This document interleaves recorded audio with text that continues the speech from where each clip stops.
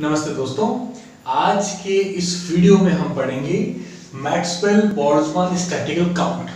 Exactly इसका importance क्या है कि जब हम मैक्सवेल बोल्ट्जमैन डिस्ट्रीब्यूशन लॉ जब ड्राइव करते हैं उसके लिए हमें सबसे पहले आवश्यकता पड़ती है थर्मोडायनेमिक प्रोबेबिलिटी, यानी कि मैक्सवेल बोल्ट्जमैन द्वारा माइक्रोस्टेट्स कैसे एज्यूम की गई है या पार्टिकल्स का डिस्ट्रीब्यूशन किस प्रकार उन्होंने एज्यूम किया। क्योंकि देखो मैक्सवेल बोल्ट्जमैन जो पार्टिकल डिस्ट्रीब्यूशन होता है वो इनडिस्ट्रीब्यूसेबल नहीं होता है, वो डिस्टिंग्विशेबल होता है। मतलब होता है कि पार्टिकल की पहचान की जा सकती है कि ये पार्टिकल एग्जैक्टली वही है। सिमिलरली जैसे मैं एग्जांपल लेता हूँ कि मैंने अगर यहाँ पर कोई भी तीन पार्टिकल्स का डिस्ट्रीब्यूशन किया है ए, बी और सी, तो एग्जैक्टली आइडेंटिफाइड होता है कि पहले बॉक्स में ए पार्टिकल वहां मौजूद है और ये एक डिफरेंट सेट है। अगर मैं इस प्रकार सेट को अरेंज करता हूं, अगर मैं कि वहां पर मैं बी, ए एंड आपका सी करता हूं, तो वो एक डिफरेंट सेट हुआ, वो एक डिफरेंट माइक्रोस्टेट होगी, वो एग्जैक्टली इससे डिफरेंट, क्योंकि यहाँ पे पार्टिकल क्या है, आइडेंटिकल नहीं है। तो यानी कि डिस्टिंग्विशेबल पार्टिकल्स का डिस्ट्रीब्यूशन किस प्रकार किया जाता है मैक्सवेल बोल्ट्जमैन स्टैटिक्स में। तो देखो सबसे पहले मान लिया हम एज्यूम करते हैं कि हमारे पास कोई भी n पार्टिकल्स हैं, ठीक है।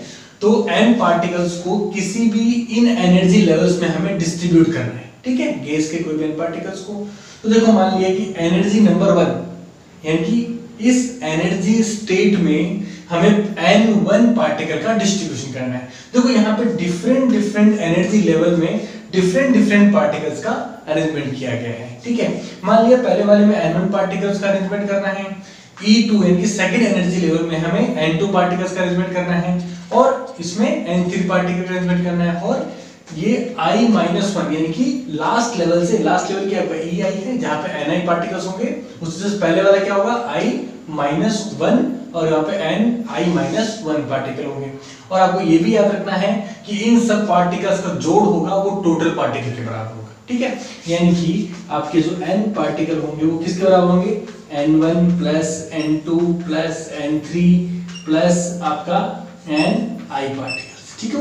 ये आपको रिमेंबर रखना है। इसका मतलब क्या हुआ कि ni पार्टिकल्स जो है वो कितने पार्टिकल होंगे, वो हमारे टोटल पार्टिकल में से ही कुछ पार्टिकल्स होंगे जिनका अरेंजमेंट हमें E1 आपके जो इससे एनर्जी लेवल में आपको करना है। तो सिंपली हम एग्जांपल लेते हैं कि ये जो एनर्जी लेवल है इसमें n1 पार्टिकल्स हमें अरेंजमेंट करना है। मान लिया इस पार्टिकल का जो ये आपका E1 एनर्जी लेवल है और यहाँ पर आपको केवल कैपेसिटी है यहाँ पर 3 पार्टिकल्स की, यानी कि आपका Ni का जो नंबर है, N1 का नंबर आपका 3 है और आपका टोटल नंबर मान लिया वहां पे आपका 100 है, ठीक है। यानी कि टोटल n पार्टिकल कितने आपके 100 हैं। 100 पार्टिकल में से कोई भी 3 पार्टिकल आपको इस एनर्जी लेवल में आपको क्या करने हैं, आपको अरेंज करने हैं। तो देखो n1 मतलब 3 पार्टिकल आपको इस एनर्जी लेवल में आपको अरेंज करने हैं। तो देखो फर्स्ट पोजीशन जो आपकी है, फर्स्ट पोजीशन पर कौन सा पार्टिकल आएगा, इस 100 में से कोई भी एक पार्टिकल आ सकता है। यानी कि इस पार्टिकल इस बॉक्स में पार्टिकल के आने की जो प्रोबेबिलिटी या जो चांस है वो क्या है कि यहाँ पे कोई भी n पार्टिकल आ सकते हैं, कि यहाँ पे 100 में से कोई सा भी एक पार्टिकल आ सकता है। तो 100 पॉसिबिलिटी हो गई यहाँ पर, ठीक है। नेक्स्ट वाला है इस बॉक्स के अंदर क्या होगा, एक पॉसिबिलिटी कम हो जाएगी क्योंकि यहाँ पर एक पार्टिकल यहाँ पे ऑक्यूपाई हो चुका है। तो यहाँ पर पॉसिबिलिटी कितनी होगी, n-1 पॉसिबिलिटी होगी, क्लियर हुआ। यानी कि यहाँ पर 99 पार्टिकल यानी कि बचे हुए 99 पार्टिकल होंगे, यानी एक पार्टिकल तो क्या हुआ इसके अंदर आ चुका है इसके अंदर, ठीक है। मान लिया वो आ चुका है, C पार्टिकल आ चुका है, ठीक है। और यहाँ पर कोई भी B पार्टिकल आ चुका है, ठीक है। अब नेक्स्ट वाले के लिए कितना चांस बनता है, नेक्स्ट वाले के चांस बनेगा n-2, ठीक है। ये इतने पार्टिकल्स हैं, उन्हीं में से आपको चुनाव करना पड़ेगा, यानी कि वो होंगे 98 पार्टिकल बचे हुए में से आपको चुनाव करना है कि यहाँ कौन सा पार्टिकल, मान लिया वहां पर ये पार्टिकल आ गया, ठीक है आपको। तो यानी कि ये जो अरेंजमेंट है, डिस्ट्रीब्यूशन है, वो मैक्सवेल बोल्ट्जमैन ने एज्यूम किया। अब देखो इस डिस्ट्रीब्यूशन में एग्जैक्टली मैं लिखता हूं कि इसको मैं क्या लिख सकता हूं कि इसका टोटल जो अरेंजमेंट होगा, ठीक है, उसको परमुटेशन की फॉर्म में लिखते हैं अपन। वो होता है n डॉट n-1 डॉट और आपका n-2 एग्जैक्ट हो गया। यानी कि किसके बराबर हुआ, ये बराबर हुआ आपके 100 मल्टीप्लाई 99 मल्टीप्लाई आपका 98 एग्जैक्ट हुआ आपका। ये आपका पॉसिबल नंबर हुआ इसमें अरेंजमेंट का। अब देखो इसमें स्लाइटली अपन चेंज करते हैं। देखो यहाँ पे 98 है, इसका नेक्स्ट नंबर क्या होगा 97 होगा। तो मैंने यहाँ पे क्या किया 97 का फैक्टोरियल से इसका मैंने गुणा कर दिया, ठीक है, फैक्टोरियल से मैंने गुणा कर दिया। और नीचे मैंने क्या किया एग्जैक्टली 97 फैक्टोरियल का मैंने क्या किया बटा कर दिया मैंने यहाँ पर, ठीक है। सिमिलरली मैंने क्या किया इसमें से एक कम करके फैक्टोरियल लिया। सिमिलरली मैं भी यही करूंगा यहाँ पर, यानी कि यहाँ पर n-3 का फैक्टोरियल अपॉन n-3 का मैंने क्या किया यहाँ पर फैक्टोरियल कर दिया, ठीक है, दोनों मैंने लिख दिया मैंने। अब देखो इस फंक्शन को मैं किस प्रकार लिख सकता हूँ, इसको मैं एग्जैक्टली लिख सकता हूँ 100 का फैक्टोरियल अपॉन 97 का फैक्टोरियल, ठीक है। 100 का फैक्टोरियल मैंने क्यों लिखा, क्योंकि देखो 100 का फैक्टोरियल क्या होता है आपका 100.99.98 और 97 का फैक्टोरियल। तो एग्जैक्ट इसको अपन इस प्रकार रिप्रेजेंट कर सकते हैं। सिमिलरली इसको भी अपन किस प्रकार रिप्रेजेंट कर सकते हैं, ये पूरा होगा वो क्या होगा आपका n का फैक्टोरियल अपॉन आपका n-3 का फैक्टोरियल। एग्जैक्टली ये क्या होगा, ये एग्जैक्टली इसके बराबर होगा, ठीक है ना, ये इसके बराबर होगा। तो एग्जैक्टली ये क्या इंडिकेट करता है, ये इंडिकेट करता है number of independent way of A n1 particle arranged in energy E1। Exactly listen करना आपको, n1 पार्टिकल्स का E1 के अंदर अरेंजमेंट्स, और कितने पार्टिकल में से आपका टोटल n पार्टिकल में से, क्लियर हुआ। अब देखो इस n पार्टिकल में से n1 पार्टिकल्स तो क्या हो गए इस एनर्जी लेवल में आपके क्या होंगे अरेंज हो चुके हैं। तो इस सेकंड वाले एनर्जी लेवल में कितने पार्टिकल बचेंगे, इनमें से इतने पार्टिकल घटा देंगे, ठीक है, यानी कि इस एनर्जी लेवल में कितने पार्टिकल बचेंगे n माइनस आपके n1 पार्टिकल्स, क्लियर होगा, क्योंकि n1 पार्टिकल तो क्या हो गया इसमें ऑलरेडी काम में आ चुके हैं। तो इसमें जो पार्टिकल का सिलेक्शन किया जाएगा वो इनमें से बचे हुए पार्टिकल का सिलेक्शन किया जाएगा। एग्जैक्टली एक चीज और देखो यहाँ पर इस कैलकुलेशन को अगर हम देखें, अगर कि इस कैलकुलेशन में अगर हम थोड़ा सा चेंज करेंगे, चेंज क्यों करेंगे, देखो कि यहाँ पर जो CBA पार्टिकल का हमने चुनाव किया है तो एग्जैक्टली इनका चुनाव डिफरेंट वे से भी हो सकता है। जरूरी नहीं कि यहाँ पे C आए, यहाँ पे A भी आ सकता है, यहाँ पे B भी आ सकता है, यहाँ पे कोई दूसरा पार्टिकल भी आ सकता है। तो यानी कि इसको रिकरेक्ट करने के लिए हम इनके एक अरेंजमेंट का फैक्टर और डालते हैं। अरेंजमेंट फैक्टर मतलब कि इनकी कितनी पॉसिबिलिटी हो सकती है, इनकी 6 पॉसिबिलिटी हो सकती है, ठीक है, कि A B C B C N total आप देखना इसकी 6 पॉसिबिलिटी पूरी हो सकती है। और 6 को अपन किस प्रकार लिखते हैं, 6 को अपन लिखते हैं 3 मल्टीप्लाई 2 मल्टीप्लाई 1 एग्जैक्टली। तो 6 को अपन क्या लिख सकते हैं, 6 को अपन 3 का फैक्टोरियल लिख सकते हैं, ठीक है। तो यानी कि इसके अंदर मैं एक टर्म और ऐड करूंगा, वो टर्म क्या ऐड करूंगा मैं, वो 3 का फैक्टोरियल ऐड करूंगा यहाँ, ठीक है। वो ये फैक्टर किसका आएगा, ये फैक्टर आएगा अरेंजमेंट का, किसका आएगा अरेंजमेंट का। एग्जैक्टली ये अरेंजमेंट की वजह से ये यहाँ पर फैक्टर आया, ठीक है। सिमिलरली यहाँ क्या आएगा, यहाँ पर एक्चुअली 3 की जगह यहाँ पे क्या हो जाएगा आपका 3 की जगह यहाँ पर n1 हो जाएगा, क्योंकि आपका 3 किसके बराबर आपका n1 के बराबर है। तो यहाँ पर आपका क्या आ जाएगा आपका n1 आ जाएगा आपका, ठीक है, n1 आ गया आपका। और यहाँ पर जो 3 है वो क्या है आपका बचा हुआ टर्म है, यानी कि यहाँ पर n1 टर्म्स होगा इन फैक्टोरियल में। तो एग्जैक्टली ये जो फॉर्मूला होता है हमारा, ये फॉर्मूला एग्जैक्टली हमारा किसके बराबर होता है, ये हमारा n कॉम्बिनेशन ऑफ n1 फॉर्मूले के बराबर होता है। ये फॉर्मूला एक्चुअली आपने मैथमेटिक्स पढ़ के रखा होगा आपने। एक्चुअली हम क्या कर रहे हैं, हम एक्चुअली कॉम्बिनेशन ही तो निकाल रहे हैं, नंबर ऑफ कॉम्बिनेशन, यानी कि n1 पार्टिकल का इस पहले के अंदर क्या कॉम्बिनेशन हो सकता है, एग्जैक्टली हम यहाँ से फाइंड आउट कर रहे हैं। और ये किसके लिए है, ये आपका एनर्जी लेवल फर्स्ट के लिए है, यानी कि इसे मान लिया मैंने x1, ठीक है, कि number of way of arrangement of n1 particle in A even energy state. देखो इससे हमने क्या गेट किया, हमने गेट किया कि देखो यहाँ पे n पार्टिकल में से चुनाव करना है किसका, n1 पार्टिकल का, तो n कोएफिशिएंट ऑफ n1 हो गया। तो सिमिलरली अगर हम इस x2 यानी कि E2 के लिए हम अगर चुनाव करेंगे अगर, तो क्या होगा कि n माइनस n1 पार्टिकल में से n पार्टिकल का n2 पार्टिकल का चुनाव करना है। तो यानी कि x2, ठीक है, for second energy level, for क्या होगा सेकंड एनर्जी लेवल, वो क्या लिखा जाएगा, वो लिखा जाएगा आपका n माइनस n1 का फैक्टोरियल, ठीक है, अपॉन आपका जो है वो एग्जैक्टली क्या होगा यहाँ से n माइनस n1 का n1 और आपका कॉम्बिनेशन विथ रिस्पेक्ट टू आपका n2 एग्जैक्ट हो जाएगा, ठीक है, ये सेकंड हो जाएगा। और इसको हम किस पे रिप्रेजेंट कर सकते हैं n माइनस n1 का फैक्टोरियल और वहां से n2 का फैक्टोरियल और आपका n minus n1 minus n2 का आपका फैक्टोरियल एग्जैक्टली लिखा जा सकता है, ठीक है। सिमिलरली आपके तीसरे के लिए क्या होगा कि n पार्टिकल पहले के लिए था, n में से n1 पार्टिकल निकल गए तो उसकी चॉइस क्या बची n माइनस n1 बची। अब इसमें से n2 पार्टिकल और निकल जाएंगे तो इस थर्ड के लिए चॉइस क्या बचेगी, वो बचेगी n minus n1 minus n2। इतने ही पार्टिकल्स बचेंगे, इसमें से n3 पार्टिकल की आपको चॉइस करनी है। तो सिमिलरली वो भी क्या लिखा जाएगा x3 लिखा जाएगा आपका, ठीक है। और x3 जो होगा वो किस प्रकार लिखा जाएगा आपका, x3 होगा वो लिखा जाएगा आपका यहाँ पर लिख दीजिए राइटली में, वो लिखा जाएगा आपका n आपका माइनस n1 माइनस n2 और कॉम्बिनेशन विथ रिस्पेक्ट टू आपका n3। एग्जैक्टली डायरेक्ट आप यहाँ से फॉर्मूला बना सकते हो, ठीक है, फिर उसको डिस्क्राइब करके आप लोग यहाँ पर लिख सकते हो।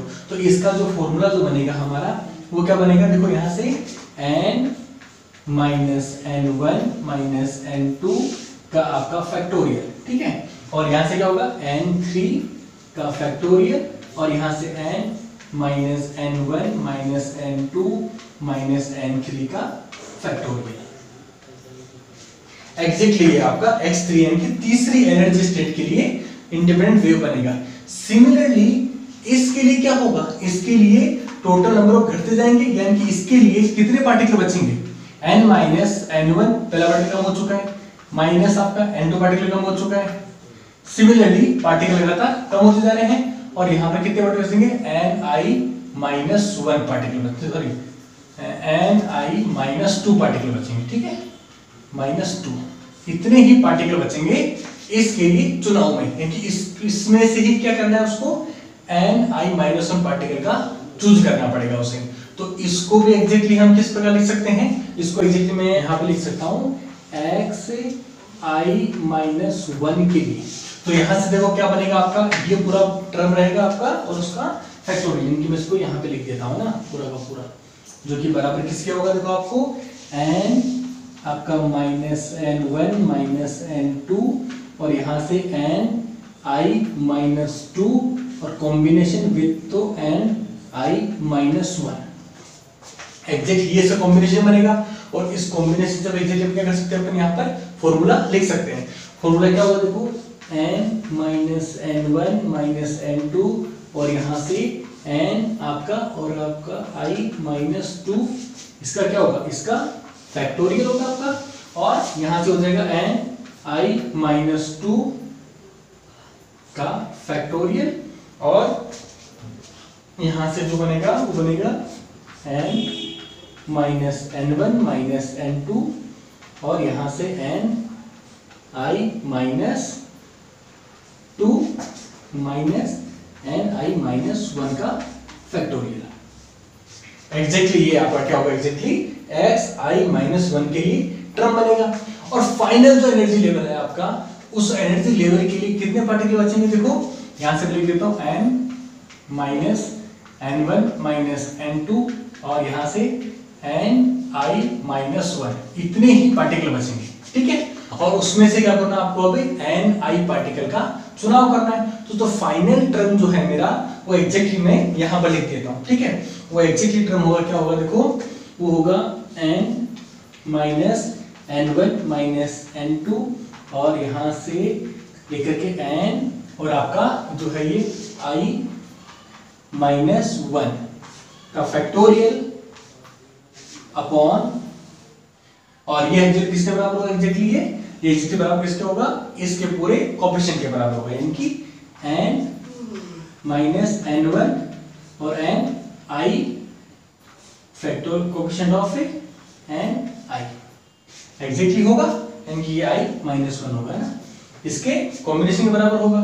तो यहाँ पर जो लास्ट टर्म आएगा वो क्या आएगा आपका n i का फैक्टोरियल और n minus n1 minus n2 और यहाँ से चलो अपन n लास्ट पर क्या आएगा i माइनस 1 माइनस n और आपका i का फैक्टोरियल एग्जैक्ट आएगा। ये आपका एग्जैक्टली होगा। तो यानी कि सभी के अंदर हमारा अरेंजमेंट हो गया। ये जो होगा वो x से i के लिए, यानी कि सभी के लिए हमारा क्या हो चुका है, अरेंजमेंट हो चुका है पार्टिकल्स का। अब देखो इनमें डिफरेंट डिफरेंट एनर्जी लेवल्स के अंदर हमने सारे पार्टिकल के अरेंजमेंट्स को हमने क्या किया है, निकाल लिया है। फाइनली अब हमें क्या करना है, फाइनली हमें क्या करना है कि इन सभी एनर्जी लेवल्स की वजह से इसके अंदर फाइनल आउटकम क्या आएगा, number of independent choosing ways का। तो एग्जैक्टली वो हम यहाँ पे निकालते हैं। Total number of independent way of for total energy levels होगा, वो एग्जैक्टली क्या होगा, वो एग्जैक्टली होगा हमारा यहाँ से होगा x equal to x1 multiply x2 multiply आपका x3 and continue multiply xi। ये सभी एनर्जी लेवल्स के अरेंजमेंट्स थे। तो देखो एग्जैक्टली हमें यहाँ पर नजर आ रहा है 1 2 3 और इसको क्या सबको हम गुणा करेंगे, यानी कि x इक्वल टू क्या होगा, देखो फर्स्ट जो अरेंजमेंट क्या आएगा आपका, ये आएगा, वो क्या आएगा आपका n का फैक्टोरियल अपॉन आपका n1 का फैक्टोरियल और आपका n माइनस ni का फैक्टोरियल। ठीक है। सेकंड x2 क्या होगा आपके वहां से, x2 होगा आपका n माइनस n1 का फैक्टोरियल अपॉन आपका क्या था यहाँ पर n2 का फैक्टोरियल, सॉरी n2 का फैक्टोरियल और n माइनस n1 माइनस आपका n2 का फैक्टोरियल। ठीक है।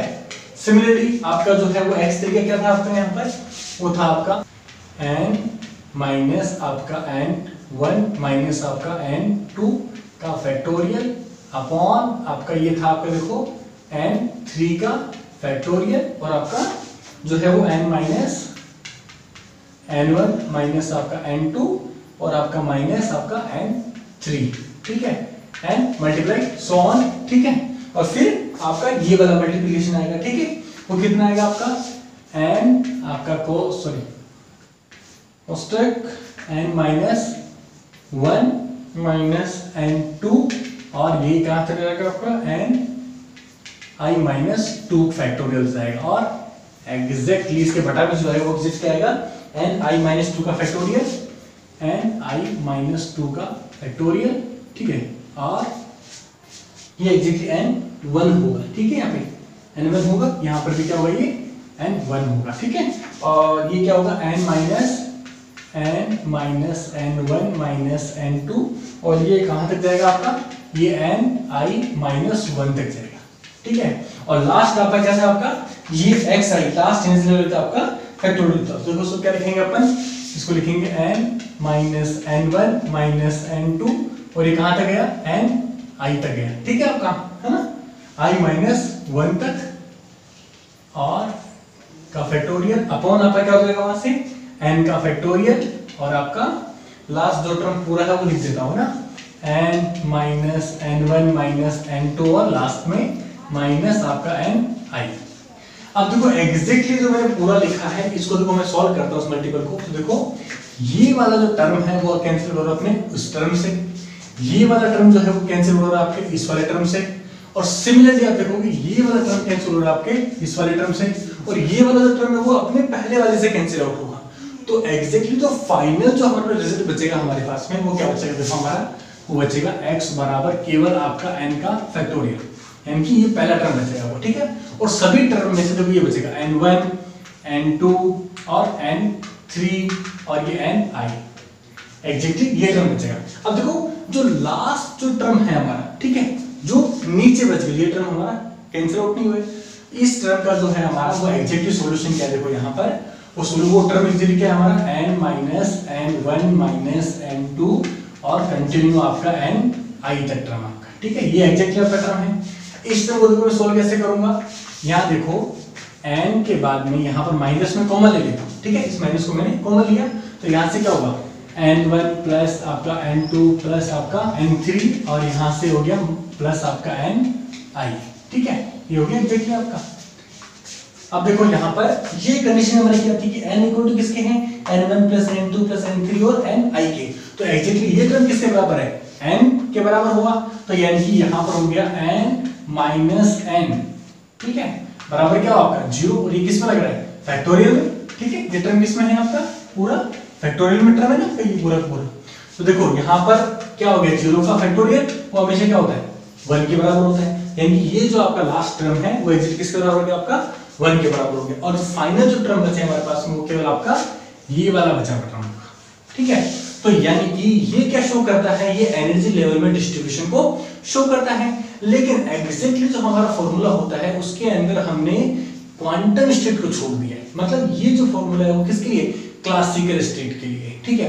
क्वांटम स्टेट के लिए क्या होगा कि किसी भी एक एनर्जी लेवल के अंदर अगर क्वांटम स्टेट अगर उतनी ही है, मान लीजिए इसमें जितने पार्टिकल हम पुट कर रहे हैं उतनी उसके अंदर अगर क्वांटम स्टेट है, अगर मान लिया E1 एनर्जी लेवल के लिए जो क्वांटम स्टेट है वो क्या आपकी G1 है आपकी, और उसमें रखे जाने वाले पार्टिकल वो कितने आपके N1 पार्टिकल्स हैं।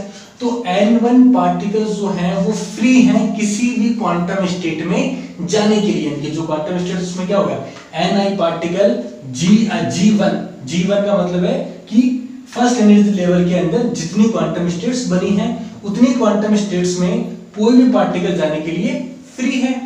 सिमिलरली दूसरे में क्या होगा, दूसरे एनर्जी लेवल में भी क्या होगा, C2 एनर्जी लेवल के लिए क्वांटम स्टेट्स होंगे वो कितनी है, G2 क्वांटम स्टेट्स हैं, और उसमें नंबर ऑफ पार्टिकल कितने आ रहे हैं आपके, N2 पार्टिकल्स आ रहे हैं। तो N2 पार्टिकल्स जो हैं वो फ्री हैं किसी भी क्वांटम स्टेट में जाने के लिए। तो देखो यहाँ पर, देखो यहाँ पर पहला पार्टिकल जो होगा यानी N1 में से कोई भी जो पहला पार्टिकल होगा वो G1 किसी भी एक स्टेट में जा सकता है।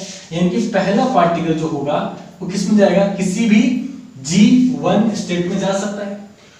जो इसका दूसरा पार्टिकल होगा वो भी किसी स्टेट में जा सकता है, यानी कि दूसरा पार्टिकल भी क्या है, किसी भी G1 स्टेट में जा सकता है। और कोई भी Ni पार्टिकल जो है वो किसी भी G1 जो क्वांटम स्टेट्स उनके अंदर जा सकते हैं। तो एग्जैक्ट जो पहले एनर्जी लेवल के लिए जो क्वांटम स्टेट्स में एटम का अरेंजमेंट होगा वो एग्जैक्टली क्या होगा, वो क्या होगा G1 और आपका N1 होगा, यानी कि इस प्रकार का अरेंजमेंट होगा। सिमिलरली आपके सेकंड एनर्जी लेवल के लिए क्या होगा, वो आपका G2 और आपका N2 एग्जैक्टली होगा। और ये सारे जो क्वांटम स्टेट्स हैं वो एग्जैक्टली हमारे इस फॉर्मूले में गुणा होंगे, और वो गुणा होंगे उसको अपन किस प्रकार लिखेंगे, W, यानी कि एग्जैक्टली मैक्सवेल के लिए थर्मोडायनेमिक प्रोबेबिलिटी, ठीक है। थर्मोडायनेमिक प्रोबेबिलिटी क्या होगी, W जिससे रिप्रेजेंट करते हैं अपन, वो किसके बराबर होगा, मेन अपनी क्लासिकल जो अपने निकाली है n फैक्टोरियल अपॉन आपका n1 का फैक्टोरियल, n2 का फैक्टोरियल, और सिमिलरली आपका ni का फैक्टोरियल, ठीक है। और फिर जब क्वांटम स्टेट्स का कॉन्सेप्ट हम यहाँ पे ऐड करते हैं अगर, तो वहां पे क्या होगा, प्रत्येक क्वांटम की G1 पहले एनर्जी लेवल के लिए G1 क्वांटम स्टेट हो सकती है, कि जितने पार्टिकल है उतनी क्वांटम स्टेट होंगे आप, ठीक है।